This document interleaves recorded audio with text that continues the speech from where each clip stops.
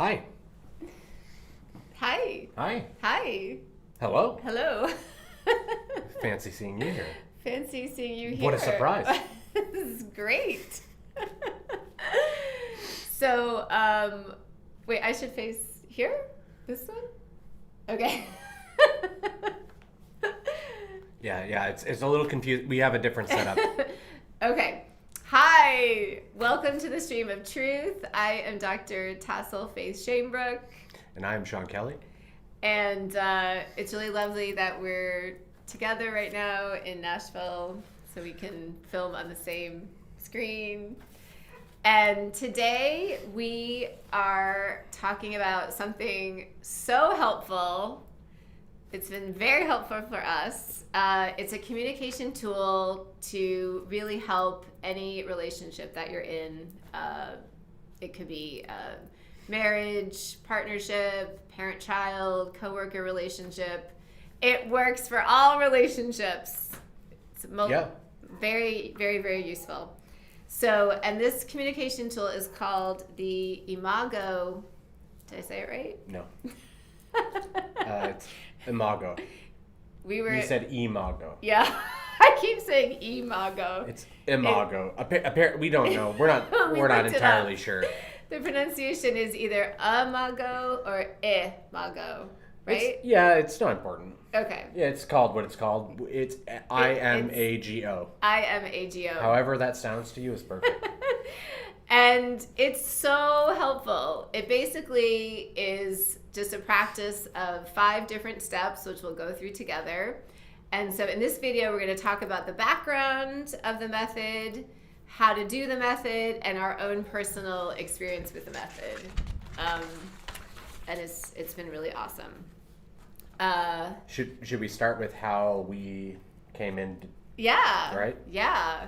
Do you want to? Sure. So initially, Tassel showed me this, and I thought, this looks lovely.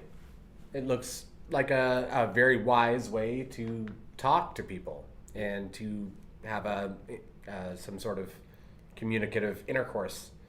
Oh, good phrase. But so I recognized sort of the validity of it, and yes. I could see clearly at the time when I was shown how it would obviously help. But then when you brought it up to actually use it, you were like, no, thank you. I was sort of like, I hate this. I despise all of it. What came up for you? It's so. It's funny, we're like talking about all the bad stuff before we go into. So there's nothing bad about it. It's what bothered me, I think, is that it felt forced. It felt pushed, and I think that's kind of the point of it.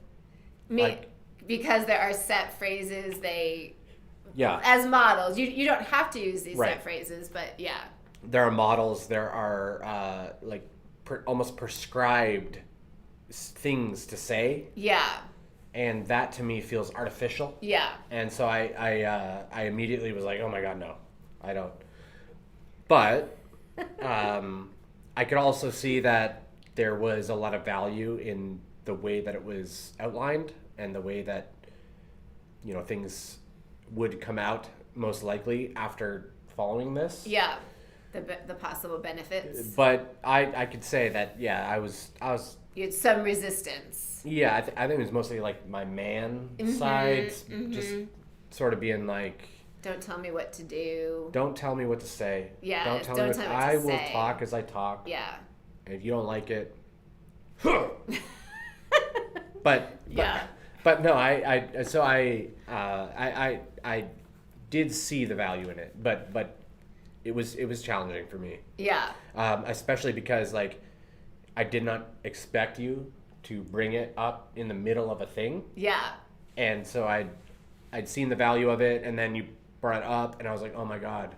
Can't we just happening talk? Right now. Can't we just talk? Can't we just... In a chaotic... Do we have to put a flow chart to it? Can't we just continue to talk in a chaotic manner? Can't we just yell really and scream at each other? Can't we just beat each other up for a while? Yeah. And then whoever wins. Right. Exactly. No, it wasn't like that, but at the time, like I was very There was some resistance. I was very opposed. Yeah. But I still participated, I should say. Yeah. I still participated. And just to give kind of a sneak preview of how it was for you, was it beneficial in the end? Yes. Okay. Yes. Awesome. Otherwise, I don't think I'd want to talk about it. Do the video. Yeah. Yeah. Yeah. Right. So anyway, so the whole point is that this is a sort of, I would say the primary, in my opinion, focus of this technique or modality of conversation is about active listening, which we've heard a lot about, I'm sure, as we've grown up. It's about active listening, and it's about making sure there's like a clarity in the communication. And so that is obviously helpful. Important. Yeah. I mean, if you don't know how I should preface all that by saying 90% of the time when somebody's talking, we don't really hear them. Yeah. We hear our like interpretation of what they say. Yeah. And that causes a whole bunch of confusion and miscommunication and misunderstanding and all these types of things. So what I see in this is a way to bring that back a bit and be a little bit more have a little bit more clarity around what everyone's trying to say to each other. Yeah, reduce misunderstandings. Yeah, because multiple times, I should say, in the conversation, and we don't have to go into the details of it. Oh, we're going to tell every last really personal, embarrassing detail. It was about my penis and how small it is. And there's nothing I can do about it. Yeah, but it greatly reduces the risk of misunderstandings. Right, right, yeah. It helped to highlight for me, I think, places where I was not seeing, like I didn't hear you properly, and you also were not hearing me properly. Yes. So it was sort of like sort of back to basics of this. Yeah, this is what I'm saying. Can you understand me? Vice versa. And it's the first time you do it, it's awkward. It doesn't feel natural. I would say it feels a little contrived. Right. Yeah. Cheesy, maybe, or like that type of thing. But it does have a big value, I think. Yeah. So, excellent. That's how we came into using it. Yeah. I'm going to just back up for a minute and just give a little bit of the context of Imago therapy. Right. So my academic background is in marriage and family therapy. That's what my PhD is in. So I did study lots of different therapy models. Although I did not study Imago, I'd heard about it. And so just recently, I felt drawn to look into it more. And so this is a therapy model originated by Harville Hendricks. Which is an amazing name. Such a cool name. And Hendricks. And his wife, Helen LaKelly Hunt. And they are two PhDs in, I believe, psychotherapy or clinical psychology. And what's super interesting is they had both been divorced and then found each other married. And then at about their 10-year mark of marriage, they were on the brink of divorce. Oh. And they went back to really basic communication skills, which they put into this Imago process. And they're both doctors. And they're both doctors. Right. Yeah, and they, I believe, did a lot of couples counseling. So they were helping couples stay together, but their marriage itself was crumbling. Right. So they put this process together and put it into practice, and it literally saved their marriage. And at this point, they've been happily married for over 30 years. So I thought that was really cool. And in my own training, doing lots of counseling with couples, it has also been my experience that communication really makes or breaks a relationship. You can really build up your relationship, support your relationship with how you communicate, or you can do the opposite. And it really is often not the actual issue that a conflict may be about that causes sort of the most... I would even say it's never the actual scenario. Yeah, it's often just the way it's talked about and the Yeah. way people feel heard or not heard, responded to Yeah. or not responded to. The way I perceive the scenarios is they're like what informs the feeling. Yeah. The feeling and the being heard and the communication is, I think, the I guess primary focus, or should be the primary focus. The particulars of what occurred is. Yeah. And You know. I have often said to you when we're having one of these discussions that the actual outcome or resolution to the issue we're talking about is much less important than how we're talking about it and how we feel as we're talking about it, and just that process. Yeah. So I just don't think it can be underemphasized how foundational communication skills are to any relationship, and it seems like most of the world's problems revolve around My communication's terrible. I wouldn't say that. I don't know how to talk to people. I don't understand you humans. No, I'm just kidding. I wouldn't say that. I do think it's terrible. As far like if I were to objectively just step back and grade my communication, I would say it's not good. It's not good. I think we all have room to grow in how we communicate. You are so amazing. But I mean that. Yeah, that's honestly, such a better way to say it. About I could myself really too. grow with my communication. Yeah, it's just an I'm area. not bad at anything. No, I could grow. there is no bad. There is no failure. There's only experience. So what happened was yesterday you flew into town, and it was a little bit stressful because it looked like you might miss your flight, and then you made it, and there was some stuff that came up for me around the whole thing, and we started talking about it, and I would say we just started going down a rabbit hole of maybe not quite hearing each other, or there's miscommunication. It started to feel tense. Yeah, I would say that essentially we both were talking at each other. Yes. Right? Like talking at each other. just talking at each other. Yes. About our own thing. Yeah. Please listen to what I'm saying. Hear me, and then I'm like, hear me. But hear me. Neither of us were really like listening. Yeah, I think hearing. Truly, really listening and hearing. Yeah. And I don't think there's anything wrong with that. I think that was sort of part of the whole thing for us to notice. Yeah. That we were very confused or like disrupted with our talking. Even. And then it just feels like a waste of time, and it's creating more sort of uncomfortable juju between us, and juju. So then I pulled out my phone. We don't want bad juju. We don't want bad juju. So then I pulled out my phone, and I just pulled up an image of the Imago process, and I said, would you be willing to try this right now?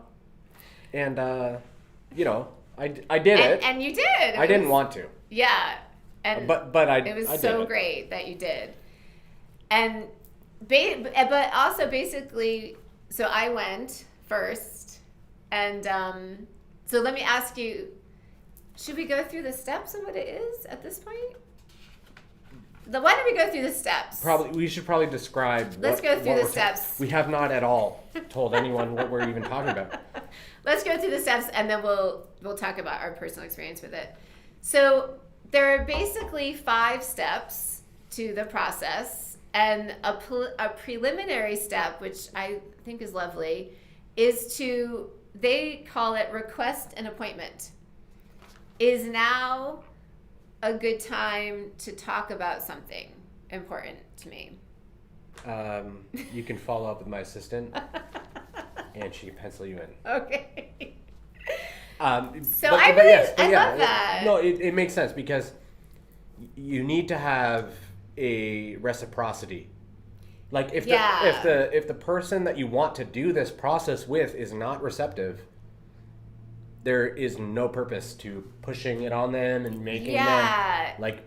And at times it could feel like someone just is sort of interrupting what you're trying to do in that moment. You might not have space for a conversation like this in that moment. And most likely, the person you're offering this opportunity to go into this framework is in a whole other place. And, yeah, they might not be thinking about... And they likely don't appreciate the potential benefits of this type of practice. Mm-hmm. Possibly. Exactly, possibly. Yeah. But they're sort of probably in their own sort of negative kind of state. And so if they're not willing to talk, then there's no further... It's not going to go well. Let them take their space, because... if they don't want to be speaking on the topic, then all you're going to get is more just trouble, seems a very loving, polite way to approach it. Right. And if now's not a good time, maybe thinking about a time in the future. So that's the preliminary step. Yeah. Okay, so if the person says, yeah, right now is great, do you want to share the first step? Where am I at? Next page. Next page? Oh, we skipped a page. No, I just put it on the next my gosh. page. So the first step is right there. I don't understand steps or pages, or I don't really know how to read that well.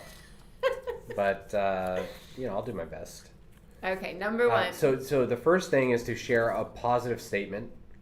And basically, I think the whole concept around this is to begin the entire experience with a positive thing. Yeah. So it's sort of like those manager techniques. Oh, is that a manager technique? I would say so. Yeah. It is. We are trained to manipulate our staff. Okay. And but we're not manipulating. I'm not saying this process is manipulative. Yeah. But in managerial whatever relationship, you want to give a sandwich. Yeah. You want to say, I love what you did right here. Yeah. This sucked. Right. But you're also really good at this. Yeah. So you have a positivity, and then a negativity, and then a positive. Yeah. So you've kind of... Yeah. Right? So it's a similar sort of idea. You want to begin it, I think, from a positive place. Setting the tone. Primarily, I think, to help them understand that you do enjoy them. Yes. You are not coming from a place of attacking. Yes. It's not about any of that. It's that there's this particular thing that's come up. Yep. And you'd like to discuss it. Yeah. And it really there's no issue. There's no major problem, or I mean there could be, I guess. I think it's important to sort of start with that positivity. Yes. And then start with a bit of honey. And then what? So an example could be like, it could even just be, I really appreciate you taking the time to hear me on this topic, or I really love you. Thank you for the wonderful dinner last night, or whatever. I like to say things like, I enjoy your buttocks. Oh my goodness. No? Well, we can say that if that's what resonates. Yeah. Okay. We want to be positive. So first up is just share a positive statement. Right.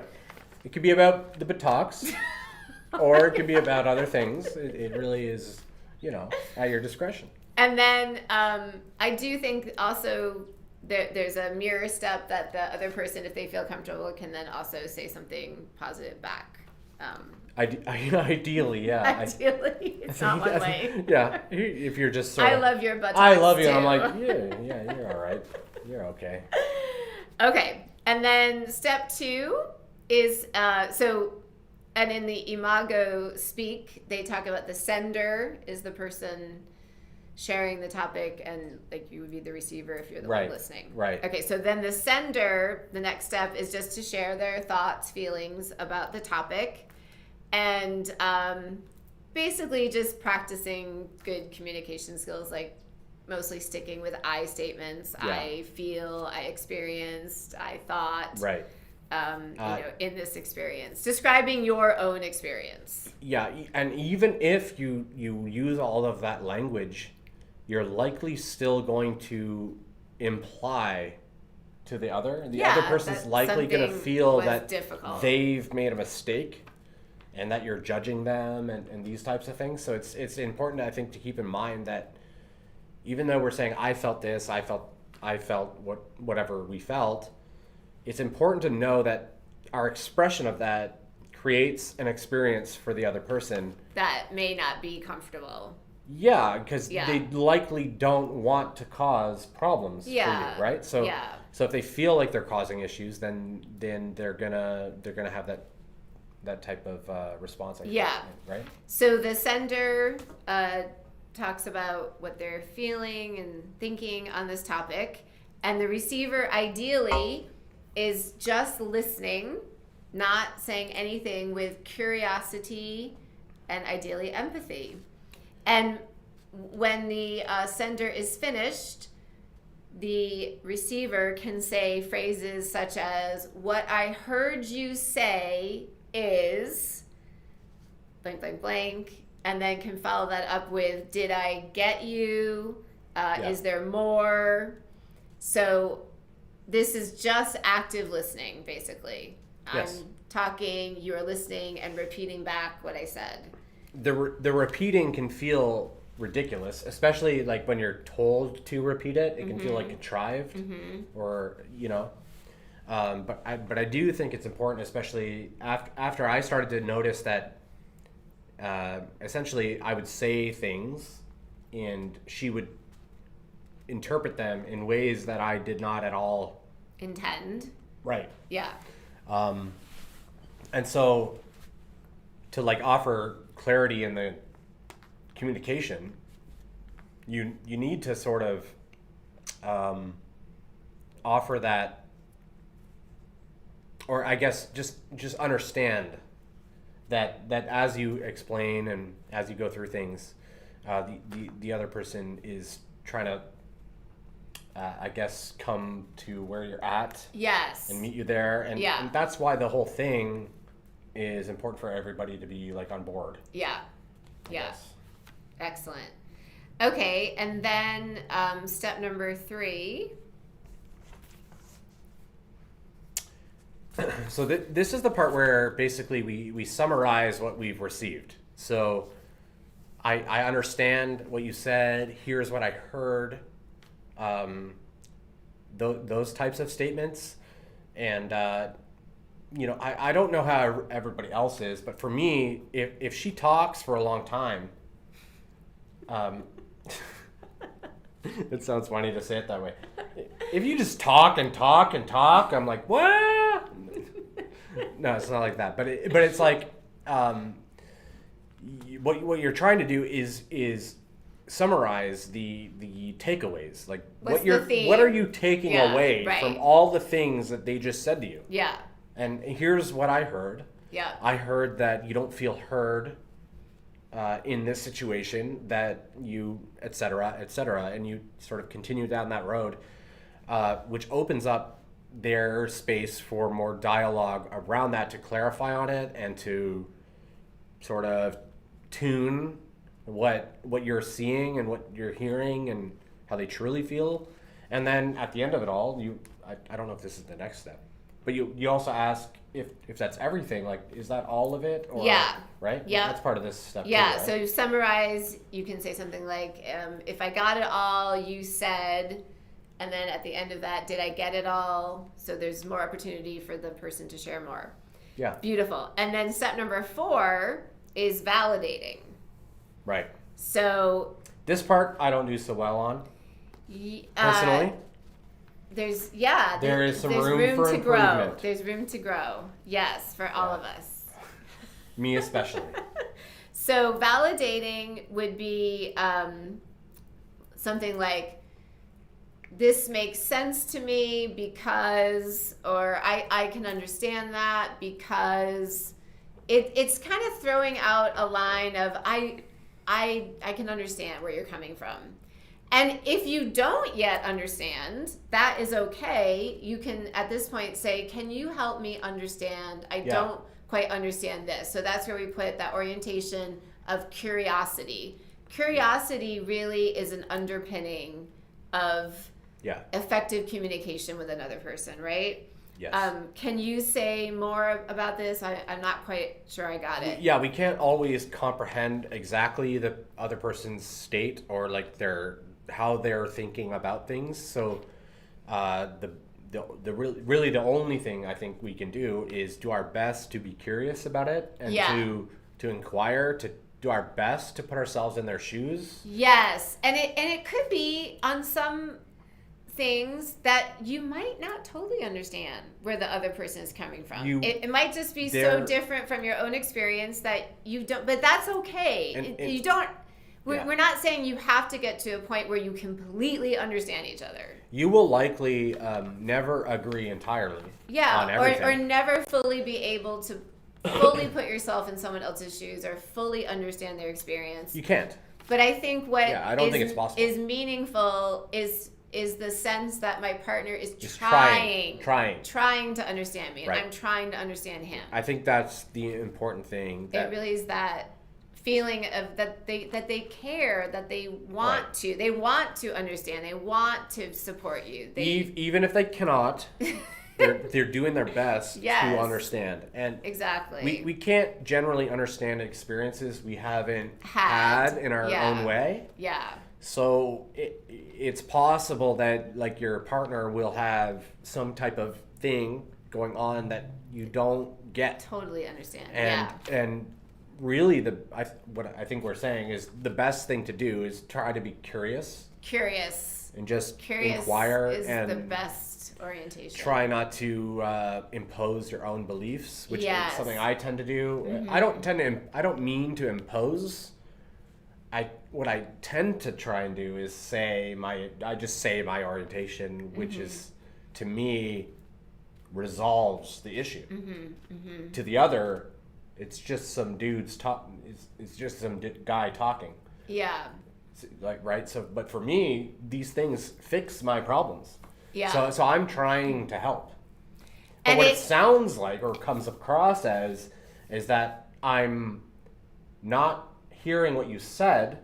I'm just responding with my orientation. Yeah.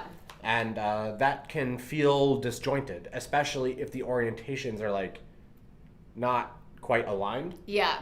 So. And what I have found as a therapist in working in thousands of hours of therapy is that people usually can work out their own stuff as they talk it out, especially if they feel heard.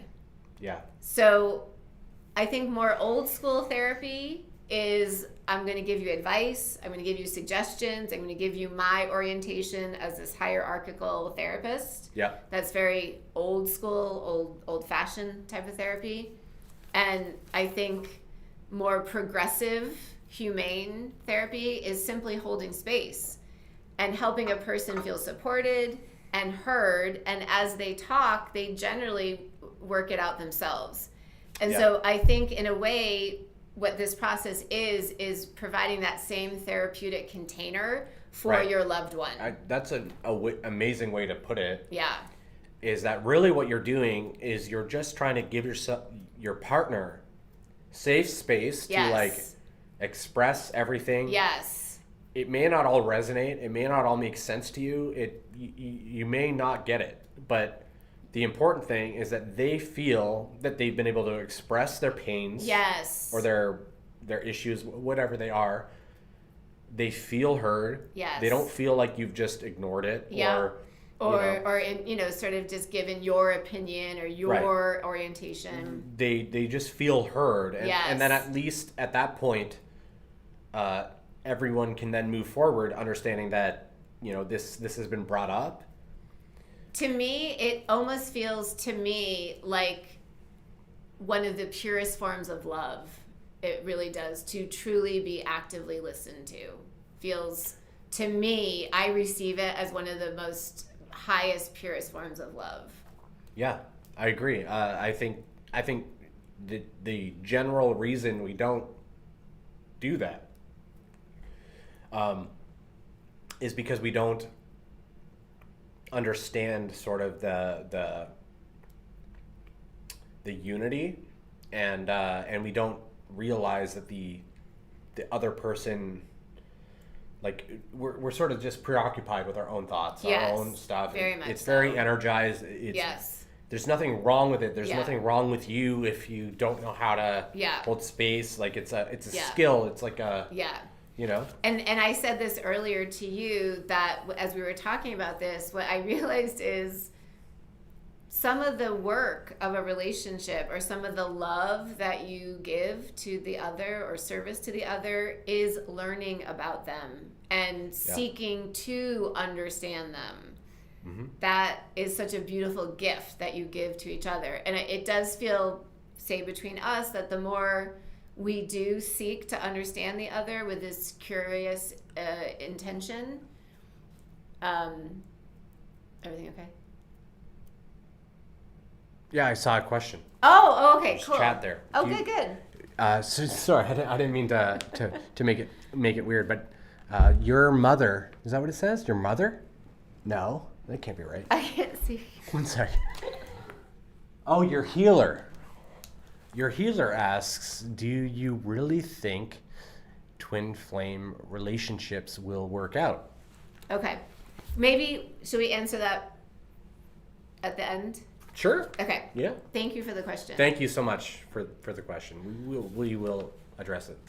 I was just saying that between us, it feels to me at least that the more we do seek to understand the other, the more it's just like the misunderstandings peter away. Because I think what can happen, and I am so guilty of this, is that sometimes you will behave in a certain way, and I presume intention or something, or lack of intention or something. Yeah. When you kind of more fully explain like why you did something, it wasn't what I thought, and it really clears up misunderstanding when we seek to be curious about what is going on with the other person. And just almost all of my negative responses to anything is literally me just reverting to old habits, old habitual programming. Yeah. When I'm in an uncomfortable situation, I feel like I'm being criticized, or I feel whatever. Yeah. Just leave. Just whatever. Yeah. Right? And say what you want. Yeah. Okay. So we're going to hit the last step. And just to recap, first you request an appointment. This is a good time to talk. Then number 1, you share a positive statement. Number 2, you state your feelings or thoughts using I statements. Yeah. Number 3, the partner receiver summarizes. Number 4, there's validating from the listener. And then the 5th step, is that, do you do this one? I think it's your turn. Did we skip the 4th? I No. think we talked about the 4th, but No, I said validate. okay. Yeah. All right. So I said empathize. So this part is so you can empathize quietly, which is what I do. Quietly. Oh. I quietly, or one may say silently, empathize, but I don't say anything. Oh, is that what you're doing? Yeah. Oh, wow. Verbalizing that would be so So helpful. like people don't know that I even am really listening or engaging with what they're saying and stuff. So I can come off sort of cold, sort of like I can sort of seem like, oh, I'm interested that you have a problem. Mm-hmm. That's interesting. Yeah. And sort of just almost just not like be like scientific about it. Yeah, sort of. Yeah. So I removed. But so what this practice helped me understand is that there's a big value in expressing. Yeah. Verbally empathizing. Right. So like I can understand how you feel because I can imagine this situation and why it might cause you these feelings. And, yes. Just sort of trying to like put yourself in the shoes of the other person of and how trying they to might be feeling. Right. And Yes. doing your best to just get it a little bit. Yeah. It's really just taking a break from being in your own being and your own thoughts and feelings, blah, blah, blah, you know, which, of course. That's all we're all Yeah. stuck in. That Right. 90 And just sort of, you know, putting that aside for a moment and really putting yourself in the other person's shoes. Yeah. Yeah. Yeah. What we're saying, this method, it's so common sense. It is. It's so obvious. But when we're in these heated conversations where we might be getting triggered and it might be uncomfortable, it can be easy to lose sight of these types of practices. Oh, it's so easy. Yeah. These practices generally, I would say, don't even enter the mind as like an option. And we, you know, I was saying to you earlier, it'd be so great if we could go into schools and just share these very basic communication skills, because this applies to all relations. Of all kinds. Yeah. And could just help build relations rather than break them down. So we put this into practice yesterday. Yeah. And at the end of doing it yesterday, what was your experience? I felt that I achieved a level of clarity in sort of hearing you that I didn't have. I think. Yeah. So because I'm actively responding to what she's saying and asking questions about it, I'm able to like get it more, and instead of what I would say projecting or distorting. Mm-hmm. Maybe like, from old stories you might be holding. Because you say a sentence. Yeah. It gives me this amount. Mm-hmm. I need to fill the rest in. Okay. Like the rest of the concept and what's going on in with my experience and everything else. Yeah. And so then I throw all this shit into it. Yeah. And a lot of that didn't align. Yeah. But until we do this sort of back and forth of like what I hear, what you say, what I heard, it doesn't become clear. So what became very obvious to me is that both of us were not hearing each other properly. Yeah. I was not even talking in a way that I would consider to be a conversation. Like, I don't think I was saying things that make sense at all. So are you saying that because when I would repeat back what you said to me, you heard it and you're like, I don't even understand that. Yeah, you would repeat it back and I'm like, what does that possibly mean? I don't know what that means. And so how could I possibly be frustrated or whatever that you don't understand me? I just said these things. They don't make any sense. So as you were repeating back to me, I'm like, shit, I don't know. It doesn't make sense. So yeah. Did it give you a little bit maybe of empathy for me? Because maybe me getting confused or a little bit. Oh no. Yeah. No, it did. It helped me to like to just be in my shoes listening to you. Yeah, exactly. It helped me to realize, oh my God, I sound like an idiot. I'm saying stuff. None of it really makes any sense. It makes perfect sense to me. It was really enlightening, honestly, for me to have you repeat it back and then me hear the nonsense that I was saying, and it doesn't resonate or make any sense, and there's no thread of logic to it, or so I'm like, no wonder she's confused about things I'm saying. Yeah, I don't make sense, right? Like I'm not saying anything. I'm just Yeah. So hard to understand. Two parts were beneficial. Noises. You felt you could understand what I was saying better. Yeah. And sort of dispelled some of the context that you were bringing in from the past. Yeah.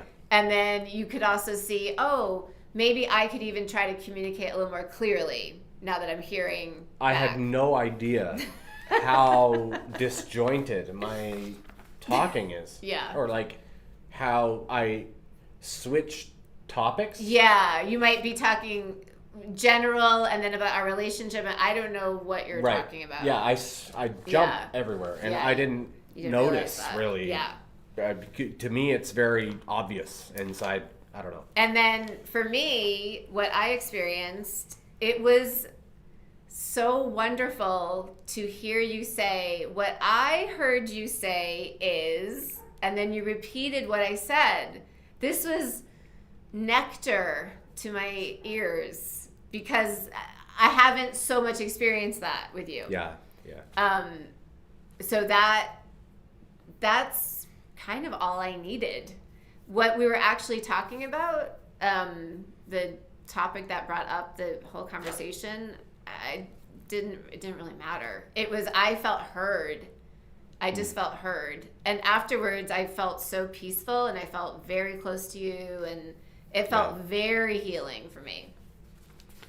Awesome. And then, so then today, when we were in the car, another sort of slightly sticky topic came up between us, and I said some things that were hard to say and that I thought might be hard for you to receive.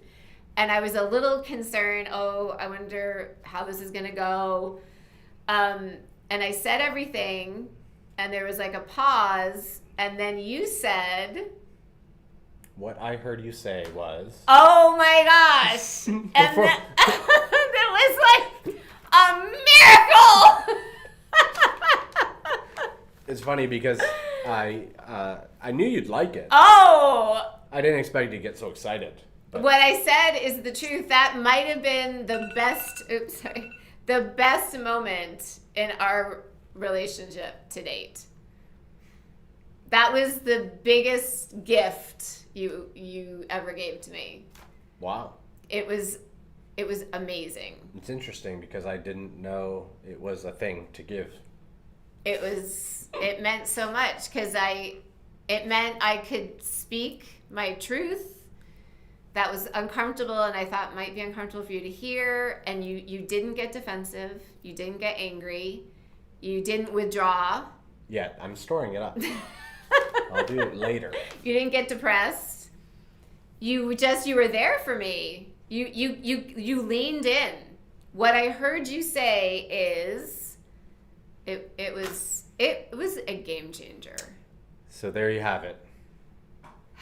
This is very powerful. It is. It's really powerful. I think we probably want to talk about it again. Could we talk about it some more tomorrow? Yeah, and I think maybe if we have an image that we can put up. Oh, that with the process, the steps, yeah. So we can maybe go through it a bit, or something like that, to make it a little more clear. Yes. What we're explaining. And talk about some of the underlying principles also underneath it, that we attract a partner who is going to help us expand in the ways that are most likely the most challenging for us. Yeah. And that we can find help in these different techniques. Yes. And then adjust them to whatever sort of resonates. So for example, like when Tassel was sort of like, can you repeat back? Because I think when we first did it, you're like, you have to repeat back to me what I just said. Yeah. I was kind of like, you said it. Why would I ever repeat you? Yeah. It doesn't. I had a lot of trouble with it. But, yeah. I think that each step was very helpful. Yeah. Even though it didn't make sense to me. Yeah. It did end up being helpful. Yeah. And so I think that's what I'm trying to say. Yes. It's like it can feel very forced and pushed and like weird. Oh, and maybe what we could do tomorrow is do a real conversation between us using this technique to just show it for real. And we could use like a real topic. Yeah. To make it interesting. We could work something out. Yeah. Put it to use. Absolutely. So let's do that tomorrow. Sure. Okay.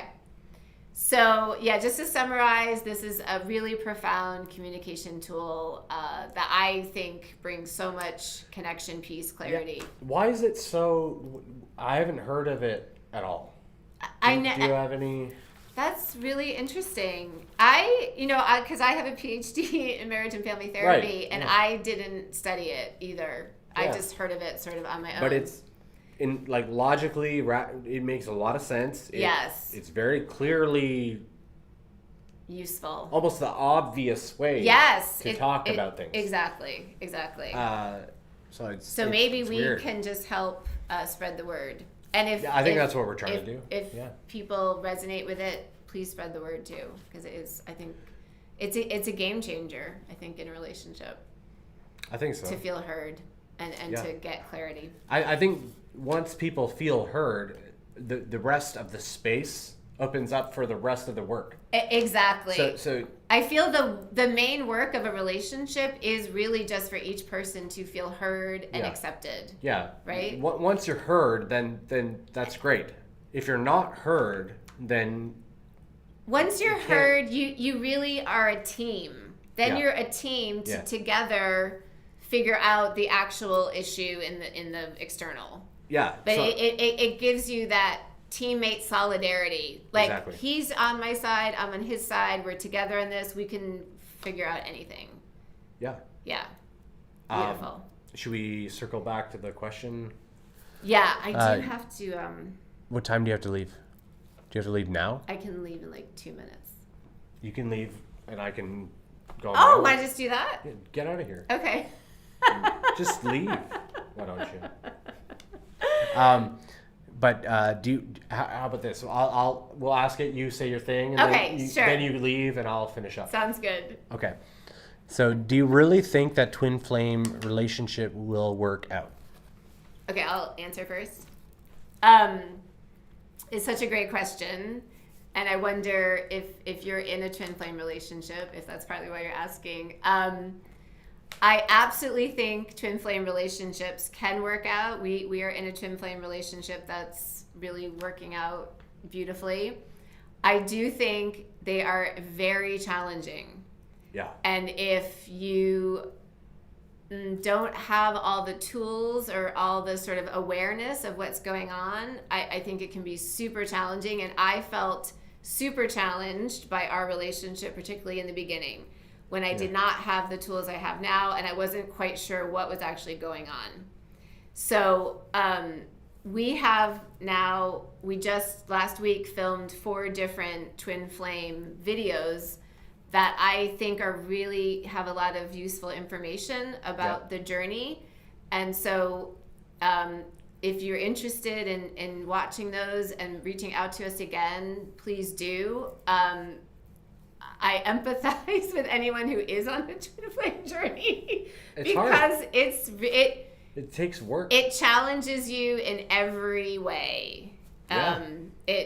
You reach into the deepest, darkest caverns of your in own ways shadow that you didn't even know were there. You didn't even know you Yeah. maybe had this layer, and you see it. And at the same time, I think it is the almost quickest, most productive route to ascension and personal development. And I think so. I think it's amazing. And then the bonus is you're in this amazing relationship as well.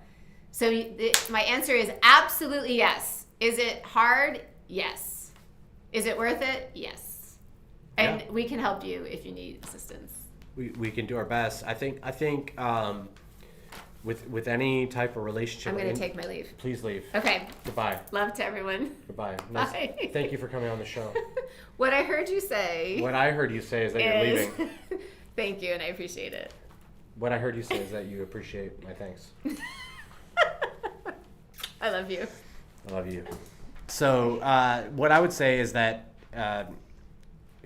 like anything else in life, there's no, will anything work out ever? Maybe, maybe not. So what I like to try and frame it with is what feels resonant for me, what feels like my heart is calling for it. So you may not have, like this type of relationship can cause a whole bunch of stuff to come up, and that's totally fine. That's totally normal. It can cause so much stuff to come up that you guys pull away, and that's also fine and normal. I guess what I'm trying to say is that I believe that regardless of if you end up together or not, it is literally perfect and your particular expression and plan. So, some plans are more challenging than other plans. And there are scenarios where you're going to pine for your twin or your lover, couple, whatever it is, and they won't return. That happens, right? It would be silly to pretend that that's not a thing that occurs. So what I would say is to not worry. Try not to worry so much about like what your relationships with others. Really, what I think personally is your focus should be is yourself. How do I feel about myself? Everything else flows from that. Literally everything in the reality you experience, in fact, flows from that. So focus there. So it doesn't matter what anybody does around you. It literally is irrelevant. Yes, they do things and it hurts and I get it. But it hurts because we hurt. It doesn't hurt because they did a wrong thing. It hurts because we are hurting in our hearts.